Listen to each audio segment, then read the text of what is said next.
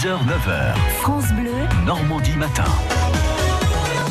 À la une de la presse avec un magazine ce matin, votre magazine Patrimoine Normand. Et avec nous pour en parler, son rédacteur en chef, c'est Stéphane Gondouin. Bonjour Stéphane. Bonjour Sylvain. Première page, le dossier central, c'est la découverte de Cherbourg. C'est un tour d'horizon de la ville, musée, cité de la mer, redoutable et bien d'autres choses encore à découvrir. Exactement, on plonge dans les racines lointaines de Cherbourg, puisqu'on remonte à l'antique Corialo, il y a plus de 2000 ans de ça, on aborde de nombreux faits marquants, on parle histoire, bien évidemment, et puis comme vous l'avez dit, eh bien, on fait un tour patrimonial de la ville, on évoque ses personnalités célèbres, ses beaux musées, comme celui du Fort du Roule, le musée de la Libération. Voilà, on fait un tour d'horizon du port. Pourquoi le port de Cherbourg a pris cette extension? On essaye d'être le plus complet possible dans notre dossier. Voilà, découvrir dans Patrimoine Normand, ce dossier complet sur Cherbourg. Alors plein d'autres choses, on va pas tout détailler, mais j'ai pris quelques exemples. Patrimoine Normand ne se limite pas donc à un cercle de 100 km, puisque nous allons à Étretat pour y découvrir le jardin expérimental d'Étretat. C'est un endroit magnifique, il faudra cet été prendre un moment pour y aller.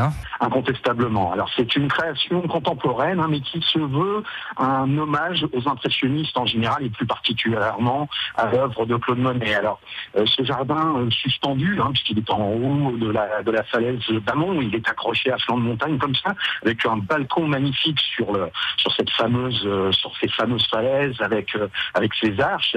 Eh bien, c'est un hommage permanent à Claude Monet. Donc on se promène dans le jardin et on a un dessin particulièrement magnifique, le parcours magnifique, et puis ce parcours il est constellé d'œuvres d'art. C'est à découvrir, vous verrez de très belles photos dans votre magazine Patrimoine Normand, je suis sûr que ça vous donnera envie d'y aller.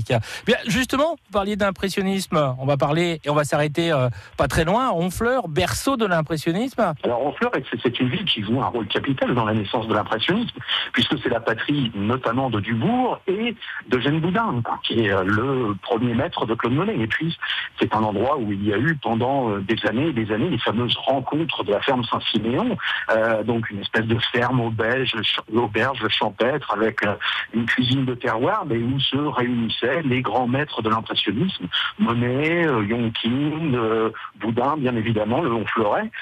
Voilà, donc c'est vraiment, il va y avoir de très belles choses qui vont se passer au musée de Eugène Boudin de Honfleur, avec une belle exposition à voir, en espérant bien évidemment que ça puisse ouvrir normalement, on croise les doigts évidemment, et puis une occasion de faire un tour de la ville à travers de l'œil des peintres. Voilà, une exposition qui devrait ouvrir le 6 juin prochain, s'appelle Les couleurs de la mer. C'est à découvrir dans votre magazine Patrimoine Normand. Merci beaucoup Stéphane Gondouin, bonne journée, à bientôt. Merci Sylvain, merci à vous.